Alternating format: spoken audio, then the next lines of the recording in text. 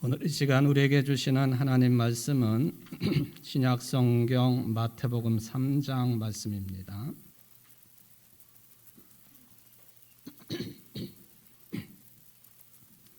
마태복음 3장 13절부터 17절까지 말씀을 봉독해 드리겠습니다. 이때 예수께서 갈릴리로부터 요단강에 이르러 요한에게 세례를 받으려 하시니 요한이 말려 이르되 내가 당신에게서 세례를 받아야 할 터인데 당신이 내게로 오시나이까? 예수께서 대답하여 이르시되 이제 허락하라. 우리가 이와 같이 하여 모든 의를 이루는 것이 합당하니라 하시니 이에 요한이 허락하는지라. 예수께서 세례를 받으시고 곧 물에서 올라오실새 하늘이 열리고 하나님의 성령이 비둘기같이 내려 자기 위에 임하심을 보시더니 하늘로부터 소리가 있어 말씀하시되 이는 내 사랑하는 아들이요 내 기뻐하는 자라 하시니라. 아멘. 이는 하나님의 말씀입니다. 하나님께 감사합니다. 오늘은 교회력으로 주연절 첫째 주일이라서 전교인 영성훈련을 몇 년째 이어오고 있는데 오늘 귀한 시간입니다. 예배에 참여한 여러분 모두가 하나님의 말씀에 은총 누리기에 부족함이 없도록 주님께서 함께 하시기를 축원을 드립니다.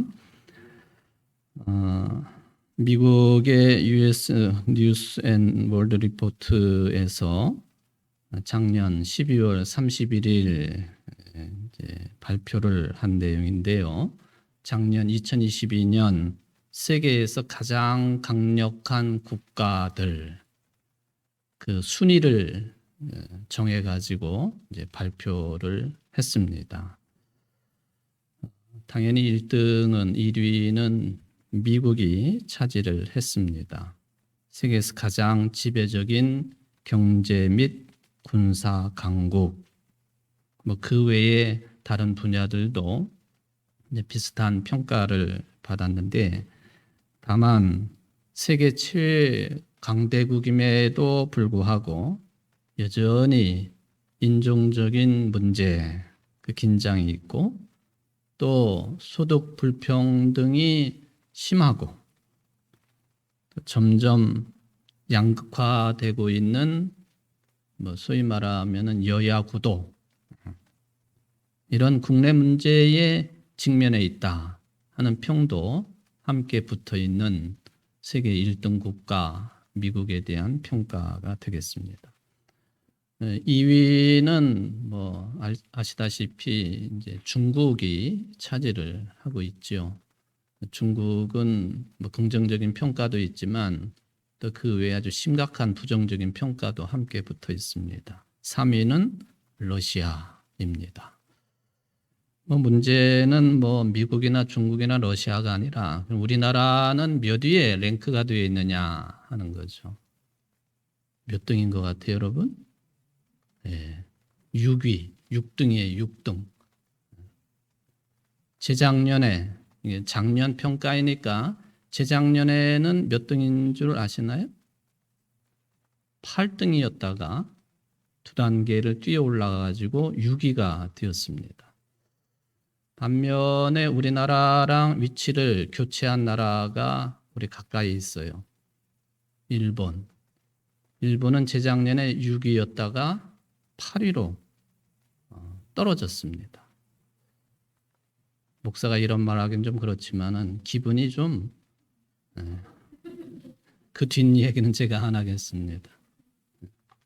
좋으신 것 같은 찬양대원. 일본은 점차적으로 이게 경제도 정치야 워낙 후진적인 국가니까요. 경제고 정치고 문화고 점점점 추락할 것이다. 그런 예상들을 많은 전문가들이 하고 있습니다. 우리나라가 결코 따라가서는 안 되는 그런 모습이라고 생각을 해봅니다. 자, 우리나라를 평가하면서 쉽게 말하면은 경제협력개발기구 OECD 원조를 받던 나라에서 이제는 많은 원조를 하는 나라가 되었다. 이게 아주 획기적인 그런 내용입니다. OECD의 첫 수혜 국가이었으면서 이제는 많은 그런 지원을 하는 그런 국가가 되었다. 60년대 이후에 꾸준하게 성장을 했고 빈곤이 감소가 되었고 이 표현이 저의 마음을 잡았습니다. 현재는 전체적으로 세계 최대 경제국 중 하나다. 그렇게 이제 이 기관지가 표현을 했습니다. 7등이 프랑스고 8등은 아까 말씀드린 일본이고 뭐 그렇습니다. 물론 이게 이제 정말 객관적인 거냐 할 때에 매년 이곳에서 이런 그 보고를 내는데 이건 그냥 그 기관이 자체적으로 형성한 내용이 아니고 85개 나라의 17,000명 사람들에게 설문조사를 해가지고 나온 결과입니다. 어느 정도 객관성을 담보하고 있다. 그렇게 볼 수가 있겠습니다. 그러면서 이제 특별하게 우크라이나를 언급을 했는데 이 우크라이나가 재작년에 33위에서 14위로 수직 상승을 했습니다. 그는 유럽연합, 나토, 미국을 포함해 가지고 엄청난 지원을 받고 있는 것이 현실이었습니다. 그리고 러시아에 대한 저항도 이제 평가의 요인이 됐습니다. 그러면서 인구 도시 산업은 침략 때문에 파괴가 됐고 그걸 재건하려면 앞으로 수십 년이 걸릴 것이다. 그런 이야기입니다. 여러분, 한반도의 전쟁은 절대로 안 됩니다. 절대로 안 되는 거예요. 아무리 우리가 뭐 보수니 진보니 이런 걸 떠나서 정치적인 성향이 이러니 저러니 저걸 떠나서 한 번 망가지면요, 전쟁이 일어나서 그러면은 수십 년이 뭡니까? 저는 지금도 분단 국가로서 엄청난 고통을 겪고 있는데 전쟁은 절대로 안 된다. 이 우크라이나의 평가를 보면서 저는 그런 생각을 해 놓았습니다.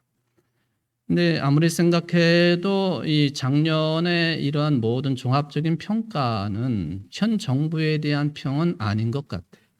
지난 정부까지의 평가라 저는 그렇게 개인적으로 생각을 합니다. 이거는 앞으로 잘 해야 된다 하는 것이죠. 안 그러면 일본처럼 추락할 가능성을 우리가 아주 많이 가지고 있다 하는 것이죠. 그런 차원에서 정신을 차려야 되는 것이죠.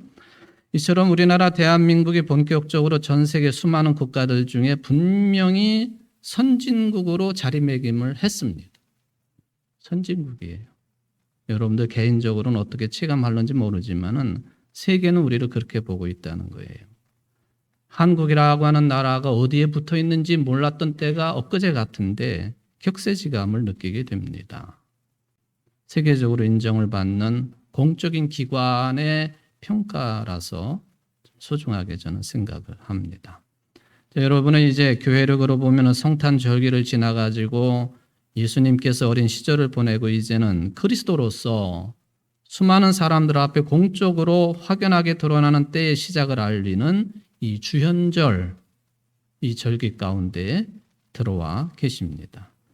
마치 우리나라가 전 세계 수많은 국가들 중에 완전히 선진국 자리매김을 한 것처럼 예수님께서 수많은 인생들 앞에서 또 다양한 그 역사적인 사건들 앞에 전면으로 나오셔서 드러나셔서 말씀하시고 기적을 베푸시고 하나님의 나라의 도래를 선포하는 것을 기억하는 절기가 바로 주현절, 공현절이라 하는 것이죠.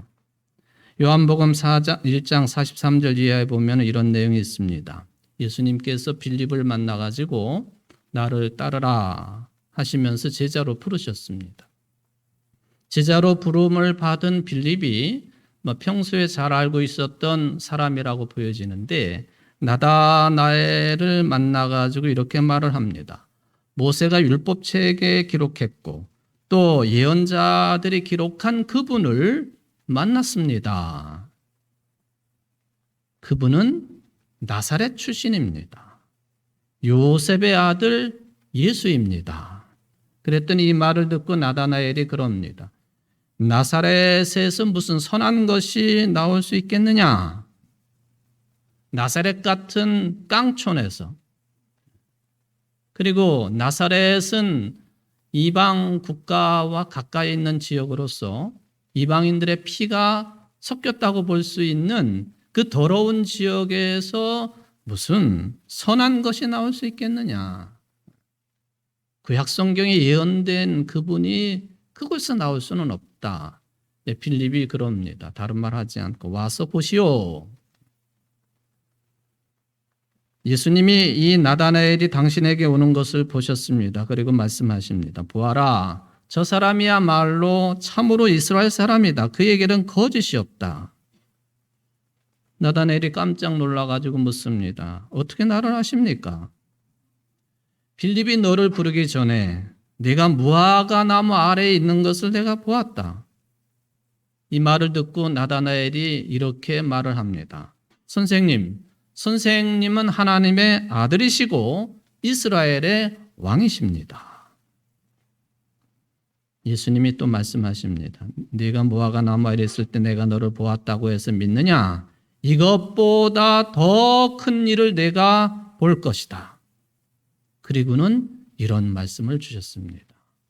내가 진정으로 너에게 말한다. 너희는 하늘이 열리고 하나님의 천사들이 인자 위에 오르락 내리락 하는 것을 보게 될 것이다.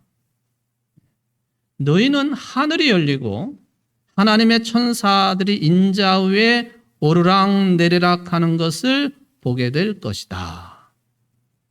마태복음으로 이 내용을 옮겨버리면요. 오늘 본문인데 이 본문 앞에 나올 수 있는 내용이죠.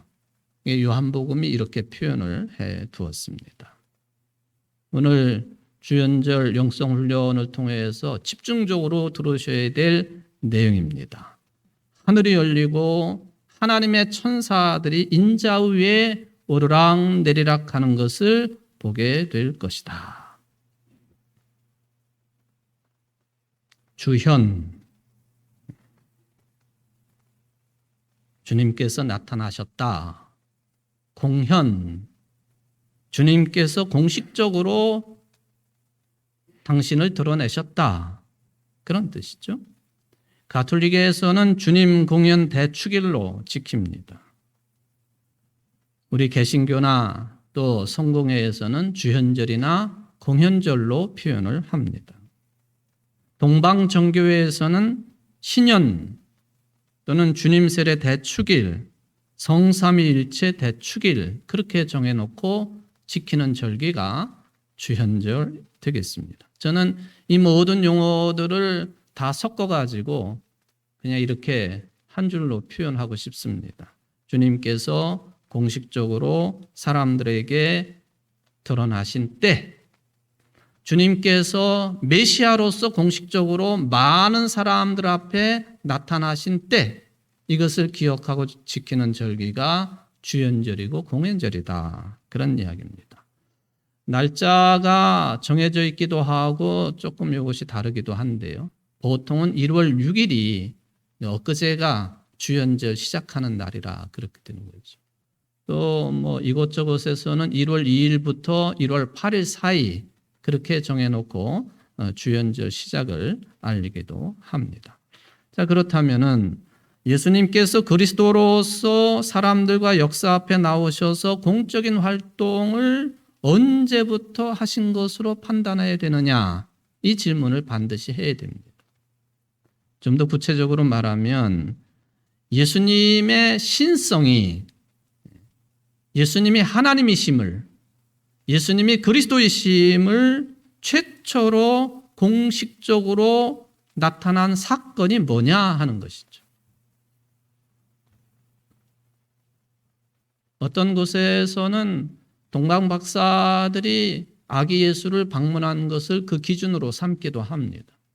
근데 저는 세례 받으신 사건이 그 기준이 되고 출발이 된다라고 하는 판단을 가지고 여러분들에게 오늘 말씀을 전해드린 것이고, 그리고 본문도 예수님의 세례 사건을 본문으로 선택을 했습니다.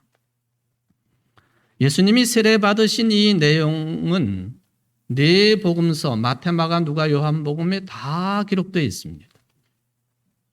예수님에 관련된 내용 가운데에 모든 것이 다 네 복음서에 다 기록된 것은 아니지 않습니까? 오병이어를 가지고 5천 명을 먹이신 기적 같은 경우 네 복음서에 다 기록이 되어 있죠. 그만큼 중요하다는 얘기예요. 사도들이나 초대교회 교인들이 그것을 영적으로 깊이 있게 받아들였다, 그런 뜻이 되겠습니다. 이 세례의 내용도 마찬가지입니다. 물론 요한복음에 나오고 있는 내용은 마태, 마가, 누가하고는 표현이 많이 다르기는 하지만 여전히 예수님께서 세례자 요한으로부터 세례를 받으셨고 그것에 대해서 세례자 요한이 어떻게 받아들였는지를 요한복음은 그것을 중점적으로 전해주고 있다라는 차이가 있을 뿐입니다. 제가 요즘에 가끔 소개를 해드리고 있는 메시지라고 하는 성경 번역본에서는 오늘 본문을 이렇게 번역을 해 놓았습니다. 그때 예수께서 갈릴리로부터 요단강에 오셔서 모습을 나타내셨다. 예수께서 요한에게 세례를 받으시려고 하시자 요한이 말했다. 세례를 받아야 할 사람은 당신이 아니라 접니다. 그러나 예수께서는 단호하셨다. 내 말대로 하여라. 오랜 세월 동안 이어져 온 하나님의 바로잡는 역사가 바로 지금 이 세례 속에서 하나로 모아지고 있다. 그래서 요한은 말씀대로 했다.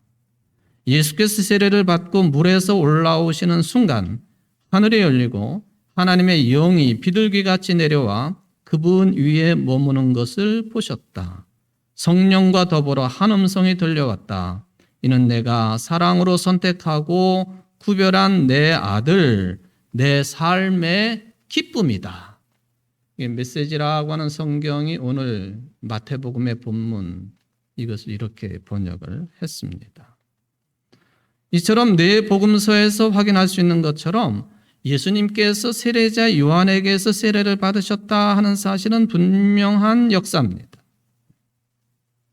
물론 이제 요한복음 표현이 조금 다르기는 하지만은 분명한 거예요. 세례자 요한으로부터 요단강에서 요즘과 같은 약식의 세례가 아니라 침례를 받으셨다 하는 것이죠. 그래서 요한복음에 따르면 세례자 요한이 그 세례 장면을 목격을 하고 말한 내용이 요한복음은 주로 차지하고 있습니다. 나는 성령이 비둘기같이 하늘에서 내려와서 이분 위에 머무는 것을 보았다. 이분 위에 머무는 것을 보았다. 하나님이 말씀하시기를 성령이 어떤 사람 위에 내려와서 머무는 것을 보거든 그가 바로 성령으로 세례를 주시는 분임을 알라. 이게 이제 세례자 요한이 예수님의 세례 받은 자기가 세례를 베풀기는 했지만은 이것을 이렇게 진심으로 이제 증언을 해주고 있습니다. 그리고는 요한복음에 따르면은 이 세례 장면을 그렇게 기록을 해놓고 마지막에 이렇게 얘기해요. 나는 이분이 하나님의 아들이다. 그렇게 증언을 합니다. 나는 이분이 하나님의 아들이라고 믿는다는 거죠. 또 받아들인다. 그런 증언을 해놓고 있습니다.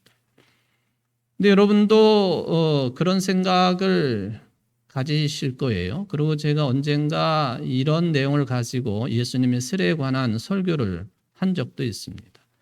도대체 예수님이 왜 사람에게 세례를 받으셨을까?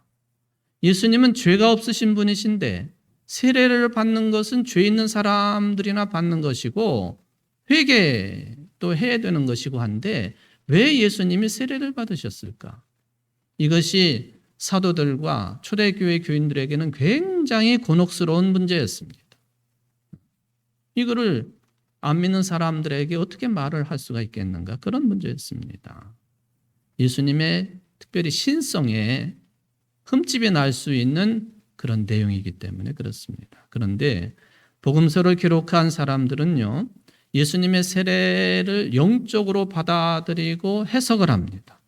그리고는 그 곤혹스러움을 극복을 했습니다.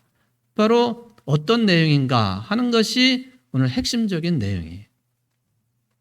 저들이 세례 요한이 그랬던 것처럼 예수님이 세례받고 물에서 올라오실 때에 어떤 현상이 있었느냐, 또 하늘에서 어떤 음성이 들렸느냐, 이 내용을 가지고 이 곤혹스러움을 해결하는데 초대교회가 이것을 신앙 고백으로 삼았다.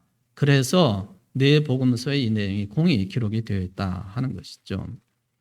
예수님이 세례 받으시는 장면을 크게 보면은 두 가지로 구분을 할 수 있어요. 하나는 세례 요한에 관한 내용이 나오고 있습니다.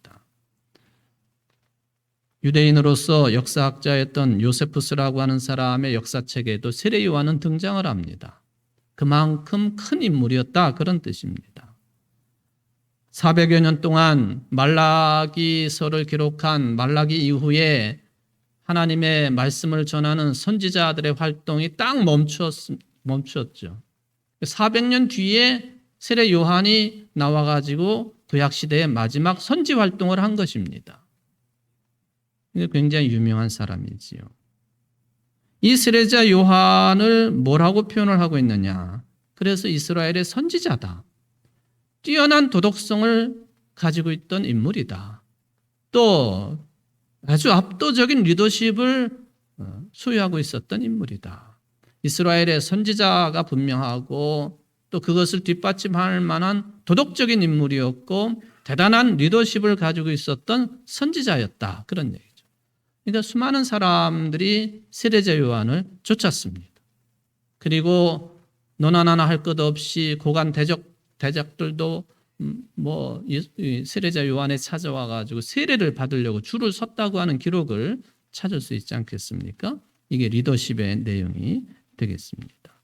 그러나 마가복음이 집중적으로 거론을 하고 있는데 복음서의 내용을 보면 그렇게 뛰어난 인물이지만은 예수 그리스도와 함께 이야기를 할 때는 예수 그리스도 하나님의 아들 그리스도 그분의 오시는 길을 준비하는 자로서 자리매김이 되어집니다. 마가복음 1장 7, 8절에 보면은 이렇게 말하죠.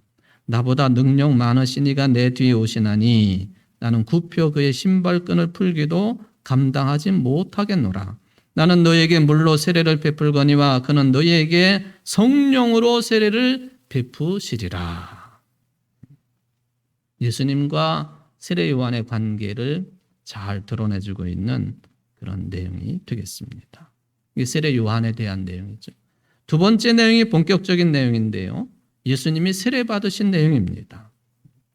그런데 우리들이 좀 점검을 해야 될 것은 예수님이 세례 받으신 것 그 자체가 그 내용이 굉장히 중요하죠. 그런데 그것보다도 더 중요하게 생각해야 될 것이 뭐냐 하면은 세례 받으시고 물에서 올라오실 때에 무엇이 보였고 어떤 소리가 들렸느냐. 이게 예수님의 세례에 있어서 굉장히 중요한 내용이다 하는 거예요. 그리고 두 가지 현상이 나타났습니다. 하나는 눈으로 볼 수 있는 것이었고 하나는 귀로 들을 수 있는 내용이었습니다. 마치 창세기 28장에 보면은 야곱이 아버지와 형에게 쫓김을 당해서 어머니의 도움으로 외삼촌 라반의 집으로 도망을 치다가 베델이라고 하는 들판에서 하룻밤을 자다 꿈을 꾸었습니다. 그때 사다리가 하늘에 닿았고 또 하나님의 천사들이 오르락 내리락 하는 것을 보았다 하는 거죠. 그리고는 거기서 하나님의 음성이 들렸다. 나는 아브라함의 하나님이고 이삭의 하나님이고 내가 너를 끝까지 지키겠다. 네가 돌아올 때까지 너와 함께 하겠다. 하늘의 음성을 들었다. 사닥다리를 보고 천사들이 오르락내리락 하는 것을 보고 그리고 하나님의 이러한 음성을 듣고 그 기록처럼 예수님의 세례에 있어서도 눈으로 볼 수 있는 현상, 귀로 들을 수 있는 현상이 중요했다 하는 것입니다. 예수께서 세례를 받으시고 곧 물에서 올라오셨다. 그때 하늘이 열렸다. 그는 하나님의 영이 비둘기같이 내려와 자기 위에 오는 것을 보셨다.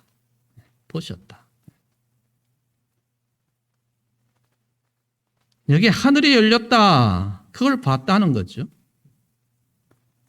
이거는 이제 하늘이라고 하는 개념을 2000년 전 사람들이 어떤 개념으로 받아들였는지 그것을 우리가 확인을 할 필요가 있겠고요. 하늘이라고 하는 표현은 그래서 은유적인 표현이라고 보는 것이 더 좋을 것 같습니다.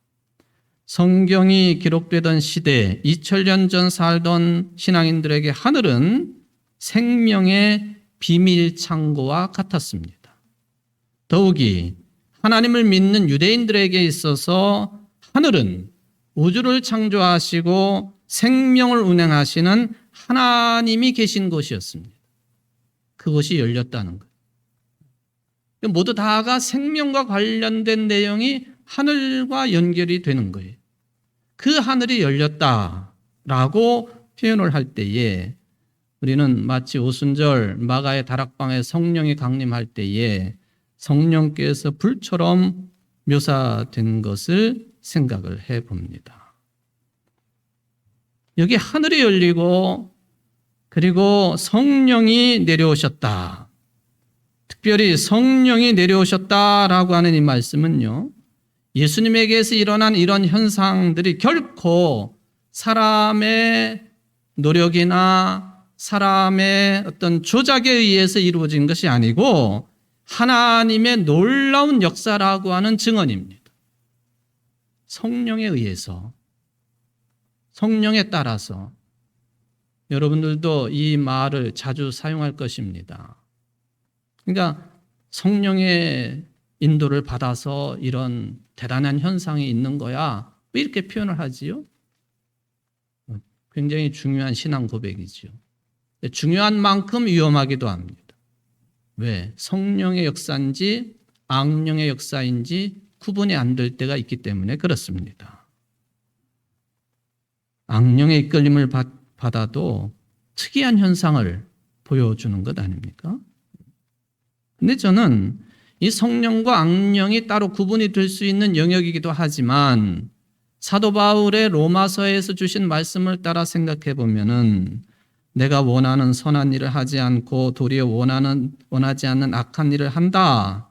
내 안에 자리 잡고 있는 죄 때문에 내가 악한 일을 한다.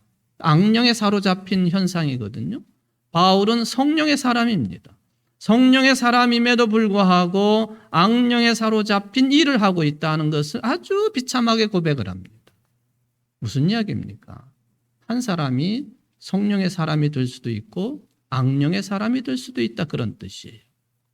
어느 때에는 이게 성령의 역사인지 악령의 역사인지 구분이 안 될 때도 있다는 거예요.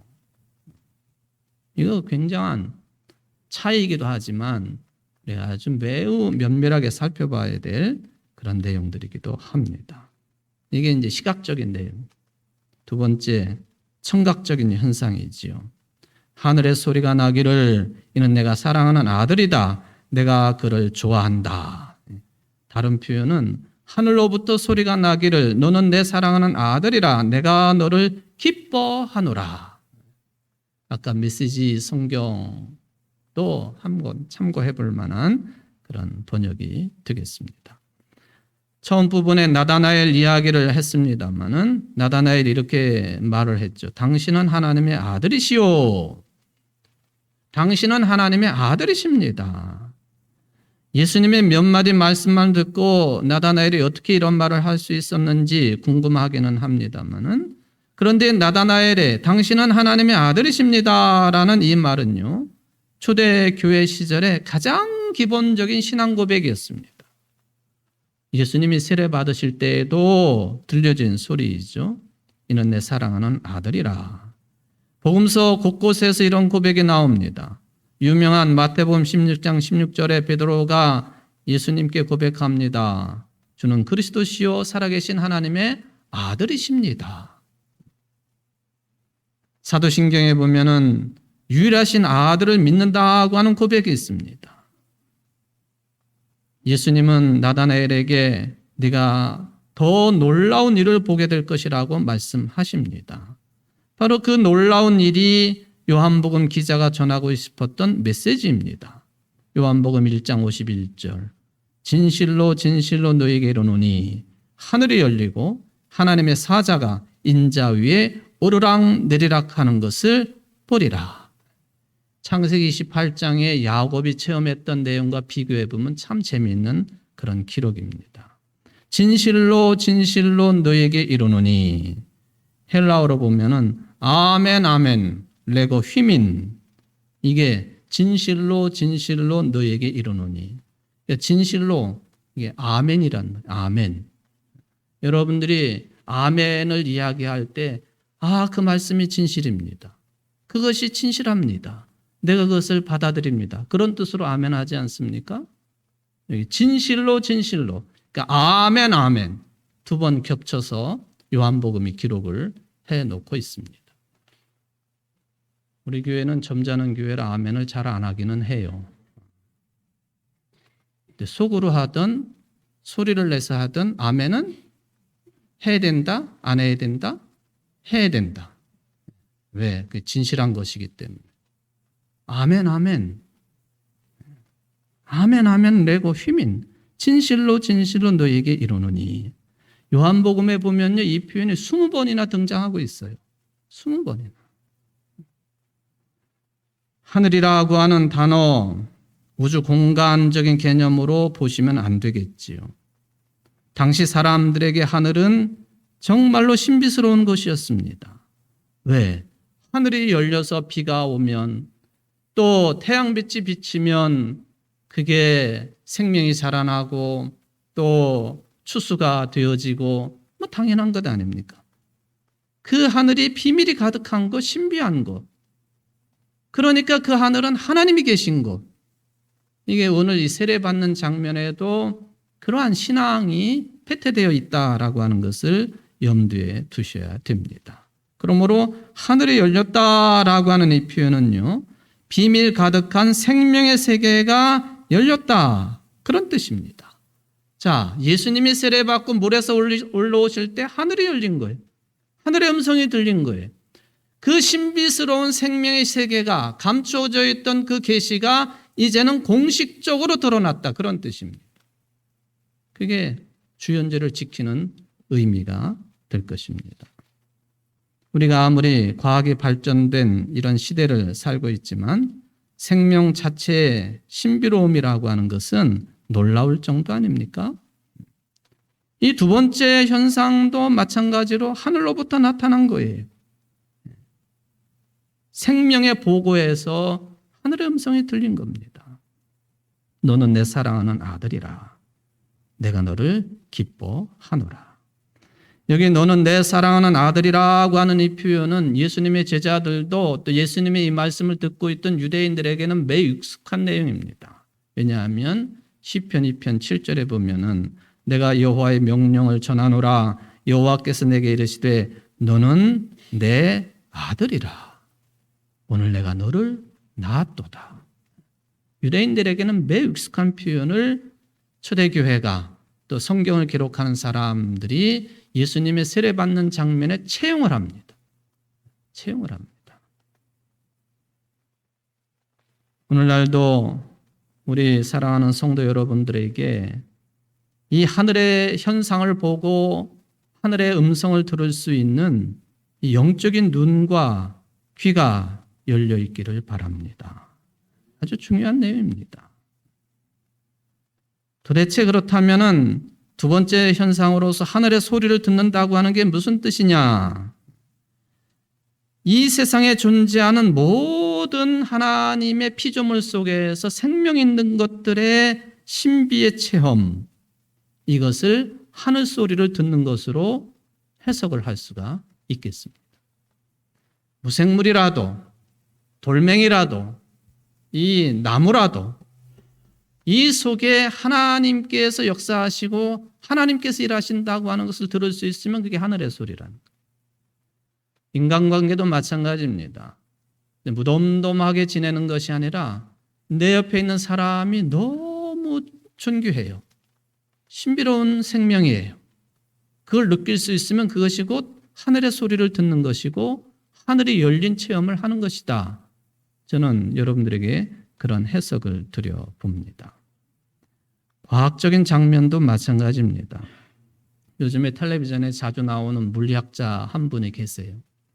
말을 참 쉽게 잘하고 어려운 그런 용어들을 잘 풀이를 해서 자주 접하는 인물이기도 합니다만, 제가 설교 준비를 하면서 그분이 최근에 그 양자역학이라고 하는 이 아주 어려운 내용을 설명하는 것들을 여러 편들을 좀 접해 보았습니다.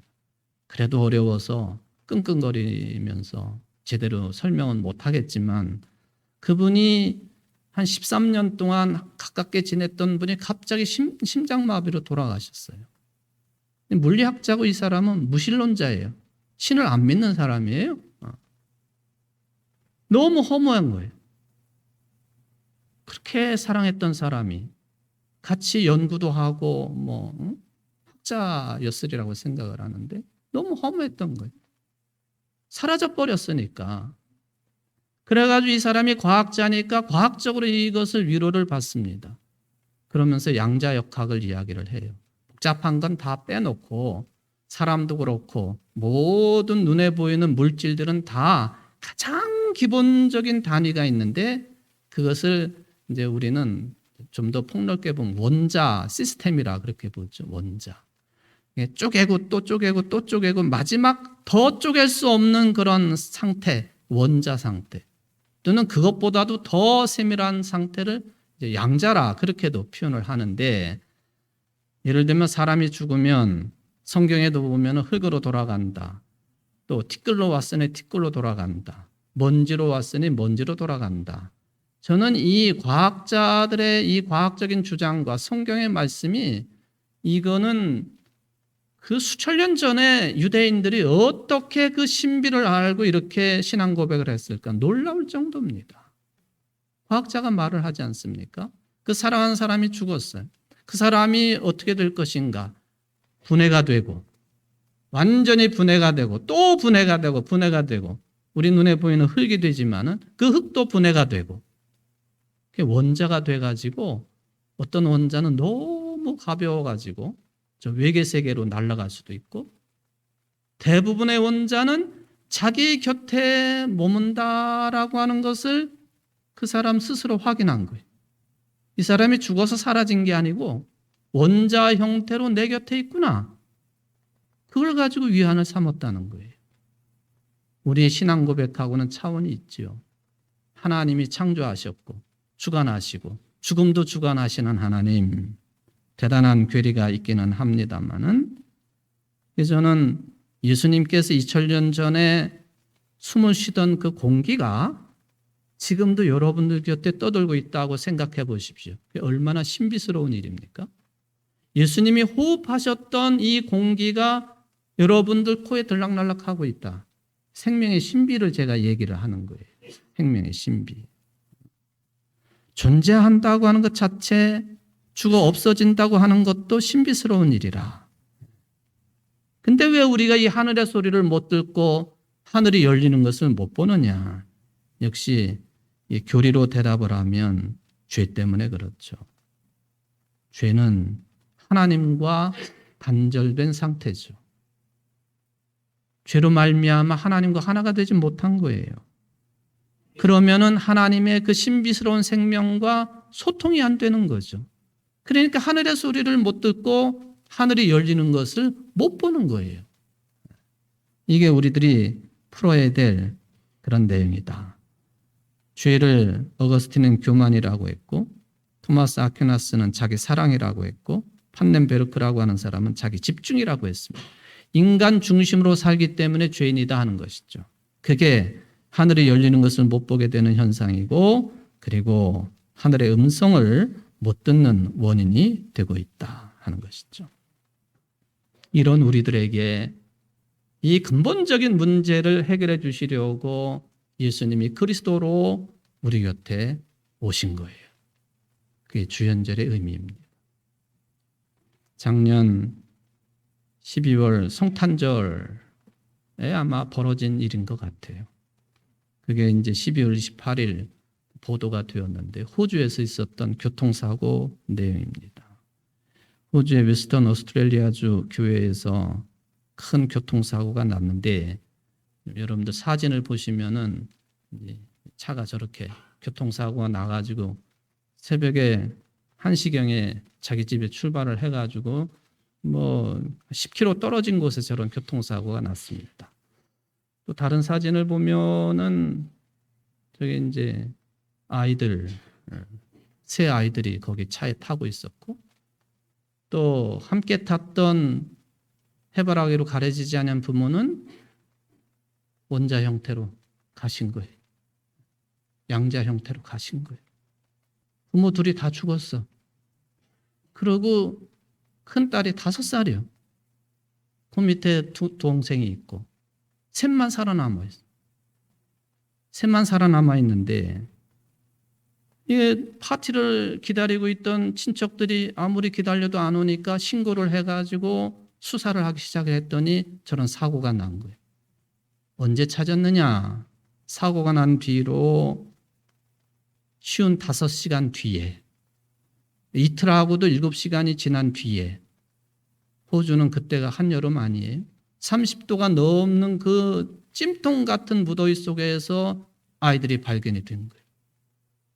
이틀 뒤에. 근데 애들이 다 살아있어요. 심각한 탈수 증세가 있기는 했지만 지금 이제 퇴원을 한 거죠. 저 때에 큰딸 5살짜리가 막내 동생 이 안전벨트 이것을 풀어줌으로 막내도 살 수 있었다고 그래요. 안 그랬으면 막내도 죽었을 것이다. 저는 이 기사를 보면서요, 예수님께 세례 받으시고 그리스도로서 공적인 생애를 시작한 그 의미가 죽을 수밖에 없었던 세 아이들이 극적으로 구조된 것처럼 죄로 말미암아 죽을 수밖에 없었던 우리 모든 인생들의 생명을 구원하시기 위해서 오신 거예요.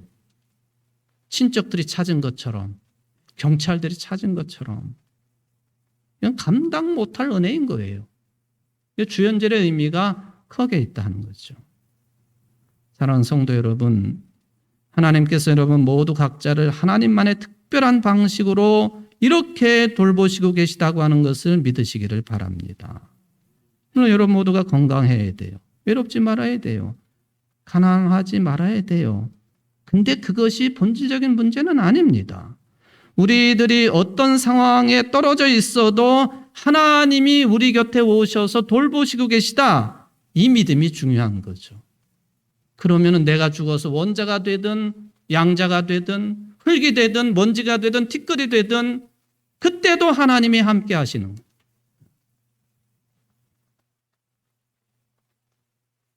흔들림이 없이 이 믿음 가지고 여러분 집중하시고 이 한 해도 승리하시는 우리 청주제일교회 모든 성도들 되시기를 주의 이름으로 축원을 드립니다.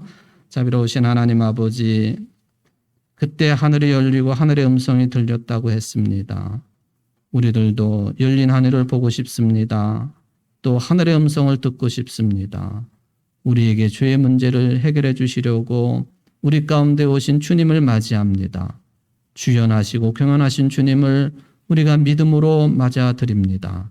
이 믿음 변치 않게 하시고 우리가 어떤 상황에 놓여있든지 간에 주님과 동행하고 있음이 행복이요 참된 기쁨이라고 하는 확신을 가지고 이 한 해를 잘 살아갈 수 있는 청주제일교회 모든 성도들이 될 수 있도록 축복하여 주옵소서. 예수님의 이름으로 간절히 기도하옵나이다. 아멘.